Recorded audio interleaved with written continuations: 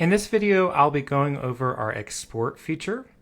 And so you can see here I'm on a scope of work page or a pricing table page. And if I click on this more options icon, you can see there's an export data feature. Now at the time of this recording, this is a beta feature, but there are no known issues and it should be pretty darn reliable.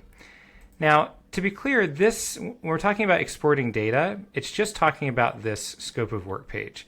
It's not going to export any data from any of your ancillary informational pages, as this is the most commonly needed data from one of our proposals. So how it works, I'm going to go ahead and press export data. And there are two options for XML and JSON. You may notice that CSV is missing, and that's very much intentional. Our data is hierarchical, and so, for instance, a line item may be inside of a group, and inside of a line item you may have modifications, and so CSV doesn't really lend itself to that kind of data. So you can use XML, which is a fine format, and JSON, which is a lot more readable. That's why we chose JSON. It's a lot more human readable, easier to traverse with that format. There's also a setting called include item content. Now, by default, this is turned off, and what it's referring to is the descriptions for the line items. In most cases, you probably won't need that. You're just going to need the high-level title, the prices, and all that kind of stuff. If I were to push export, it would download a file. I've already done that previously, and here's what that looks like. So I have a JSON file in this case.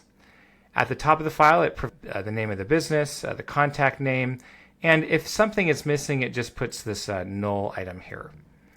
It then goes on to currency, and then the scoping items. And so you can traverse this and manipulate it, use it however you'd like. I will note that if you have a line item that is task-based, like this example here, task-based line items is a more advanced feature, only available on certain plans. But it allows you to have select different tasks and give hourly rates, and then give quantities, and then it generates the price dynamically based on the hours. Well, that data, the numbers that you put in, are also included in this export. You can see right here that it says the fee type is tasks, and then it shows the tasks and the rate and the hour. So you can use that, say, in like time tracking software like Harvest or your project management software.